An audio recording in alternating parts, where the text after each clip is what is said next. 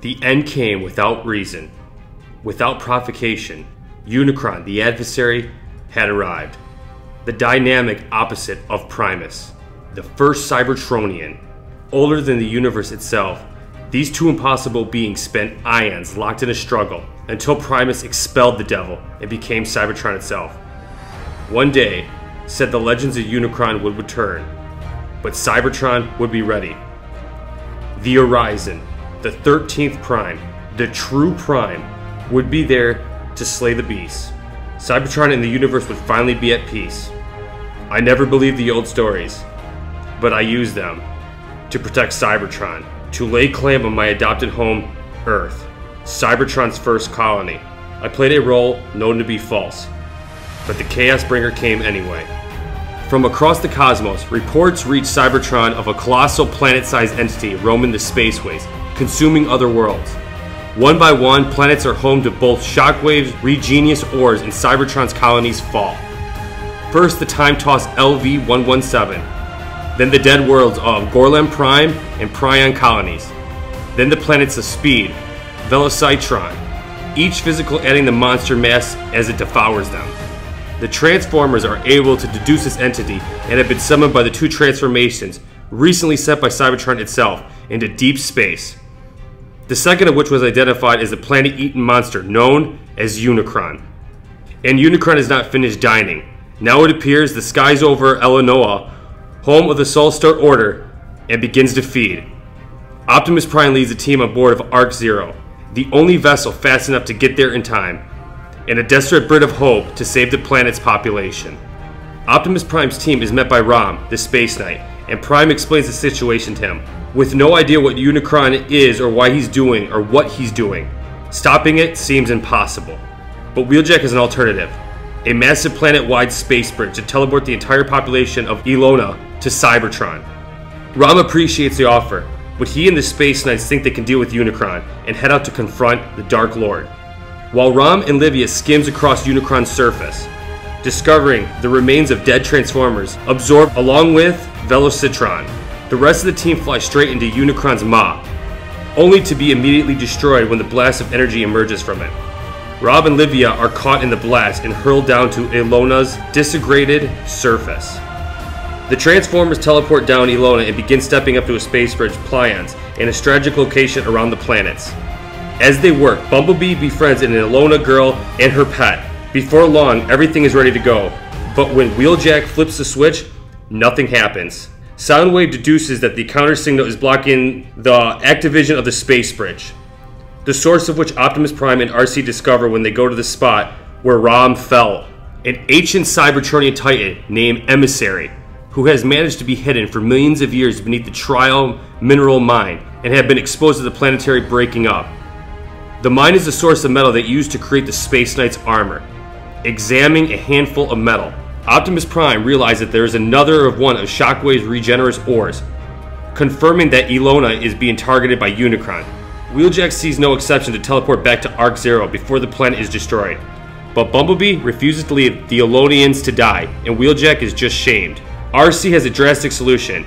She buries her sword in Emissary's brain, killing him, causing the encounter signal to generate to cease.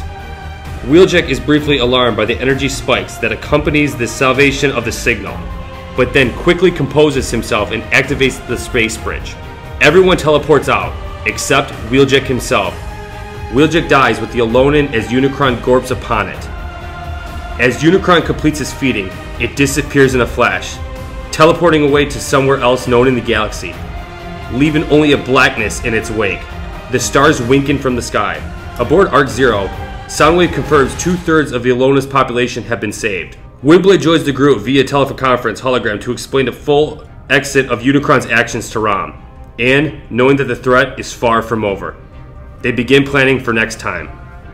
But across the universe, next time is already now, as Unicron appears in the skies over Eucharistus and begins to feed. From Cybertron's Legends, it has come, Unicron, the opposite of Primus, banished in the ancient past by the Transformers creator god, but foretold to return, whereupon the Horizon, the last of the 13, would be the one to destroy it. That time is now. Unicron has returned. and it's destroyed 9 of Cybertron's 13 colonies. Having been in the back foot, unable to stop Unicron thus far. This time, the Transformers are not caught by surprise. By tracking the movements of the Maximals, the army beasts of the Transformers who previously followed Shockwave, but who now, for some unknown reason, serve Unicron. They have been able to deduce Unicron's next target in the colonies of Caminus, and rally its defense in advance of the monster's planet's arrival. With Rom the Space Knight at their side, the united forces of Cybertron strike back. As a battle erupts in the skies over Caminus, down on the planet's surface, Skyburst and Stormclash work endlessly to get the space bridge operational, in order to evacuate all the population to Cybertron. The Mistress of Flame calls upon her people to have faith, but Pyra Magna is well past in believing in the higher powers and the Primes. In the midst of space, Optimus Prime avers the Maximal ship. The Nemesis sat down at Unicron's surface. The moment had been prepared for Bumblebee to zoom into action, piloting his small, one-man ship in a collision course with the Nemesis, then bailing out just before it strikes the giant eyeball ship dead center. RC grabs B, and Pair joins with Prime in heading down through the flesh hole that had just been punished by the Nemesis, into the inner core of Unicron himself. Attempts to talk the Maximals down and convincing them they are being laid astray haven't failed. Soundwave now fights alongside Rob, fearing that they will not make it out alive. Soundwave suggests that the Space Knights return to Cybertron, that he may survive his aid with his people, but Rom refuses to abandon his allies. Moments later, Unicron comes into rage with Caminus and releases a beam of energy from its maw, then begins consumption of the planet. Skyburst and Stormlash successfully activate the space bridge, and the evacuation would begin. With Windblade coordinating from Cybertron, and the Mistress continue to assure everyone that the Faith will see the light once again. With Unicron, RC treks a path towards the evil planet center. A piece of debris Prime recognizes from LV-117, from one of the first colonies consumed, tells the group they are close. And soon, they arrive in the chaotic core of Unicron. A mad blend of every world it's eaten, rocks and trees, waterfalls, machines, cities, even bits of a Titan, organic and technological, all somehow blends together, all still alive in some form, as a part of Unicron himself. Amidst it all, the trio are shocked to find the ruined form of the Omega Sentinel, one of the ancient defenders of Cybertron, what seems to suggest that they're true to the legends that claim Cybertron and Unicron have clashed long before.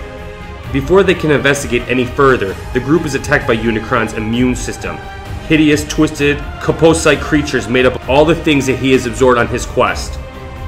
Bumblebee contacts Shockwave to teleport them back to Arc Zero.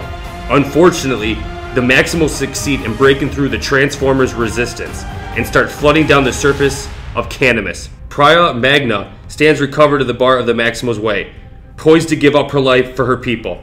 But the Mistress of Flame orders her to stand down. As the Maximals descend, the Mistress interrogates one after another with beams of a fire shot from her chest. But the numbers are too great, and soon, with a sad smile on her lips, the Mistress is overwhelmed. But her sacrifice is not vain. All the Caminus are successfully bridged to Cybertron, even as Unicron feasts on their world.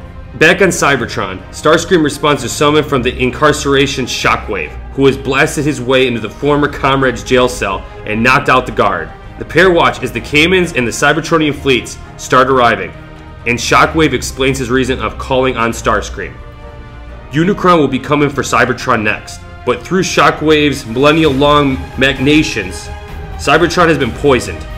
Consuming it will kill Unicron, leaving the rest of the universe open to conquest by a new Decepticon empire. Shockwave and Starscream would build together. But Starscream isn't interested in Shockwave's vision of the future. He has other plans. Disembarking the Arc Zero, the wounded Optimus regretfully tells Windblade that he found no answers within Unicron.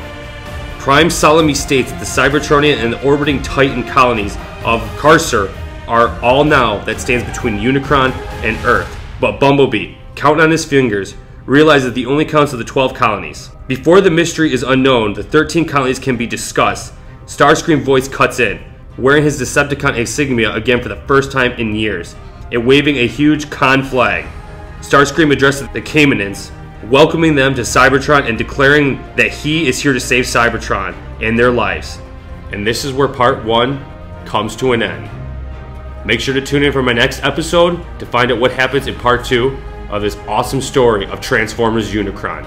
If you're new to this channel, make sure to consider subscribing and hit that bell for the notification to stay updated with all my videos, speculation, spoilers, news, and all that good stuff.